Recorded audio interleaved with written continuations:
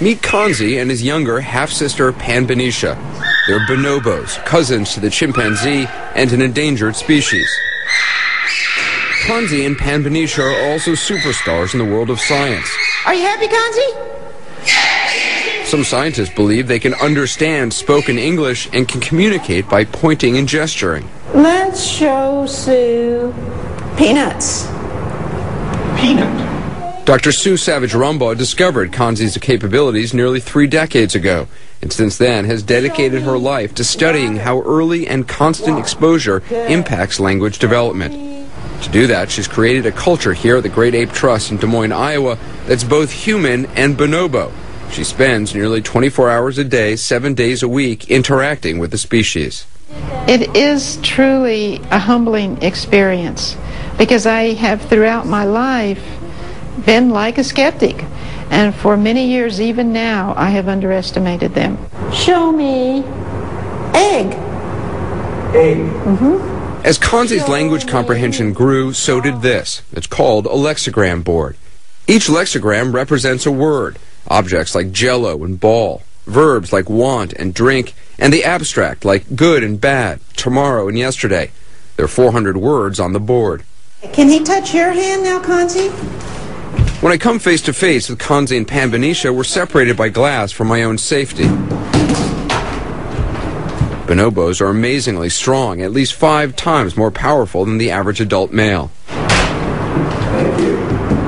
He said ball. Did you see him say ball, Anderson? You can ask him. If you didn't see it, you can ask him to say it again. What's ball? Show him again. What's ball? That one? Immediately, Kanzi gets down to business. You want me to go look out there? I'd been told the bonobos had asked that I bring surprises when they learned I was coming to visit. They wanted, among other things, a ball and pine needles. Are you ready? You ready? Okay. Once Kanzi is content with his ball, Pan-Benicia points to pine needles on her lexigram board. And then things get, well, weird. Pan-Benicia, who's going to get the surprises? The bunny.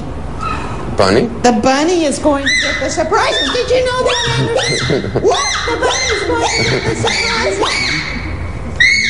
Who's the bunny? Who's the bunny? Yeah. Who should be the bunny? Who should be the bunny? Bunny is you. I'm the bunny? You are the bunny. How am I the bunny? Wow. Before I know it, I'm presented with a costume. You want me to dress up like the bunny? It's okay? And I'm escorted off to go put it on.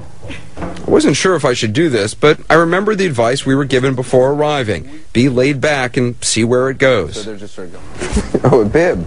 The bunny has a bib. So apparently, one of the chimps, Pan-Benicia, likes bunnies and asked me to dress as a bunny, which was the big surprise, and get one of the presents that she had requested. Hi, Mr. Bunny. Where did the bunny suit come from? Well, Dr. Sue Savage-Rumbaugh used to make video skits for Pan-Benicia and Kanzi as they grew up to help them learn language through lexigrams. I wonder what's in here, Pan-Benicia. Turns out the bunny is Pan-Benicia's favorite character from those video skits. That's why I'm now in this ridiculous costume. They wanted pine needles and eggs, green beans, string beans, and bread and ice. Okay. Great. Should I bring this whole cart in? This is pretty much the strangest assignment I've ever had. Nobody laugh. Hello.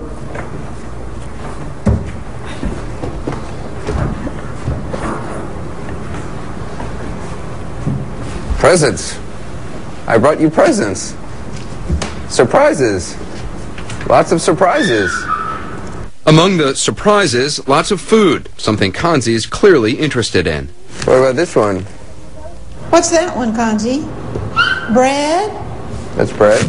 Uh-huh. And what are these?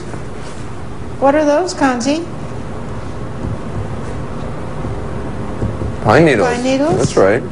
Clearly, you know, some people will see this and say that you're projecting onto them, that you're interpreting things they say, and, you know, they make a sound and you say, oh, well, this means that.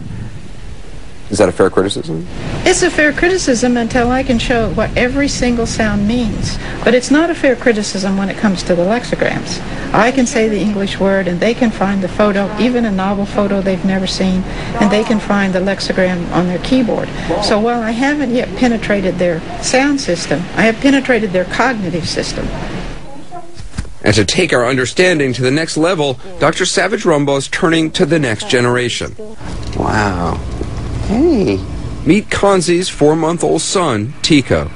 He's the first bonobo to be exposed only to the language-speaking bonobos and everything human. He has his own iPad. This is his favorite one, and this is the one that he first learned to activate.